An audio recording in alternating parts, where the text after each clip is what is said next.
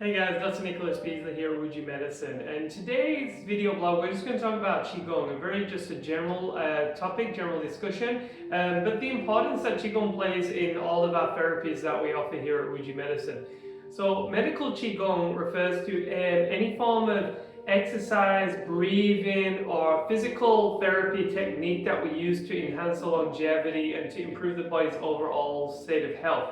So the word Qi represents the vital energy, and this can be represented in so many different ways of something that produces life, like everything has Qi essentially, and this is a different conversation, but when we discuss the body, there's different layers of Qi. Qi can mean two general things when we're looking at health. One, it could represent Da Qi, like vital breath or oxygen, which travels in the channels, travels in the Duimai, travels through the body and replenishes the body's energy.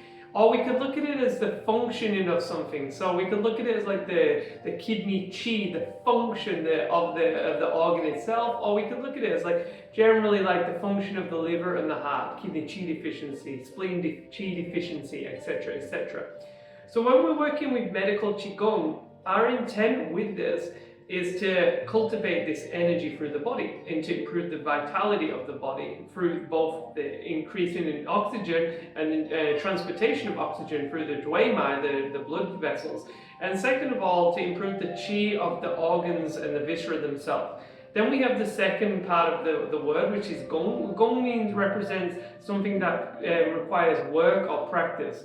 So we're doing a practice of cultivation that improves the physical body. Now the Qi, even though I'm trained with medical Qigong, which it looks a little bit different, it's generally a passive therapy where we provide the treatment on the table. Most of the time, 90% of the time, the Qigong that I refer to is DAOM, which is a form of physical therapy, physical movement practice. And so this usually involves form training, so learning a set of sequence of exercises that have been practiced traditionally for millennia that improve the general overall body. So that's specific to individuals, but really, really effective if we're working with large groups of people. So these include the Baduan Jin, the Yi Ji Jing, or the 5-element Qigong. And there's many different ones that we explore, but they've all got their own unique quality. And what's beautiful about these forms is that they provide us with, like the mind, with something to cultivate, something to draw attention to, something to bring intent to. And it's really important that we recognize the actual qualities of Qigong in Western medicine, because when we look at what the general physical forms of Qigong provide is incredible relaxation, incredible amounts of detoxification and rinsing of tension. And so a lot of the exercises involve postural work, so how to stand properly, which is really a corrective exercise, which most of us need in this modern world. We then have different stretching and opening that we do to basically unblock and de-stress and then unwind the channels. And this has like a rinsing effect through the body, and it's very similar to the ideas that practice yoga, allow the body to discharge tension and to increase circulation. The qualities of this as well is that in Qigong practice, what I found from a background in exercise physiology was that the attention that the ancient Chinese give to the viscera. So in our modern exercise, a lot of our emphasis is on moving something external with our skeletal muscles and using the strength of the periphery and the external part of the body. We do understand that there is obviously a large amount of physical benefits in the organs themselves from this, but the attention that the Chinese gave to the viscera, and specific through sound breathing, different breathing techniques, but also the relationships to the Jinglu, Jingmai, and all these channels that correlate and connect and run through and feed into the viscera. So when we're doing certain exercises, we can directly correlate them to an organ system.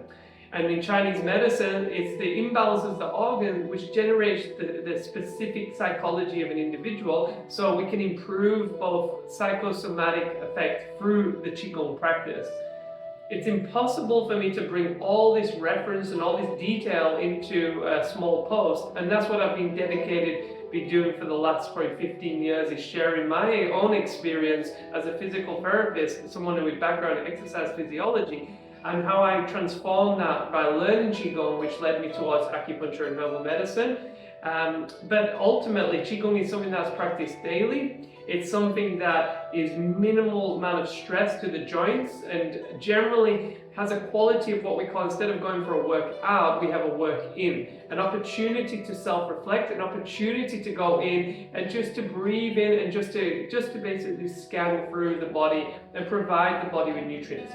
In Chinese medicine, disease is understood when the body systems are not functioning properly due to imbalances between yin and yang. Yin representing the physical tissue, the physical body, the earth, the substance, and yang representing the actual physiology and the activity and the general kind of like movement of the body.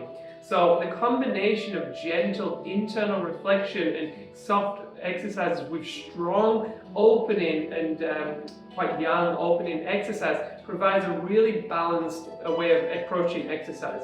And I wish that more and more people would start to understand that the body needs both. Similar to carbohydrates, fats and protein, the body needs cardiovascular training, resistance training, and it also needs internal training. And this provides a very, very holistic way to look at longevity. In Western medicine, we understand disease as the we understand health, as the absence of any disease. In Chinese medicine, we go a little bit beyond that, and we represent, we start to look at the concepts of harmony with nature, harmony with oneself, harmony with the body. And so it's not this kind of static thing. Every day, health looks a little bit different because disease is coming from a different angle. The weather's coming from a different place. The emotions are coming from a different place, and so forth. So it's almost as if we're looking to ride this wave. And so some days we need strong Qigong practice, strong physical movements. Sometimes we just need inquiry and simple seated meditation. One of the things that we look at when we look at Qigong is called the free adjustments. And the free adjustments represent the mind adjustment, having mental tranquility and concentration, visualization. We then have breath adjustment along, like there's different forms of breathing, but we generally represent, when we get into this, is long, deep, diaphragmatic breathing, which has been discussed for thousands of years through the ancient kind of pottery that was found in the Yangtze with the turtle breathing techniques that were found in some of the pictures. Then we have the body adjustment. Now, most of us, when we first start Qigong, we need to correct the movement of the body. We need to focus on creating good posture, good form, good movements, correction through the movements, and free of pain. Then we can start to apply breath. And for most of us, this is about where we really, really want to be spending most of our few years developing. And then as we go later into these concepts, we go into the mind adjustment, which refers to more Gong or Gong, which is more spiritual cultivation through these practices. Most of my classes cultivate and circle around the physical therapy and also the breathing quality, which provides a meditative experience. And then my own practice, I sometimes explore myself some Gong techniques, but often and not, most of us just need a grounded physical practice which can allow us nice structure and nice movement, and that's why we use the form training. You'll be blown away with how incredibly beneficial these practices are to your life, and how much they can not only just like improve your physical health, but also your psycho and spiritual, emotional well-being as well. So I'm looking forward. I've got a teacher training. Essentially, it's more of like just coming together with the people and to just go have 5 days immersion, just really going into things in details. And you know, I hope that we can offer more of these trainings. Currently, we're only doing once per week because the clinic's so busy. But it's my dream and it's my passion to share this medicine and how much it's helped me and provided my life and my family so much support and love. Okay, so if you got any questions, please leave a comment. I'll get back to you via email or personal message. Thank you so much. 谢谢。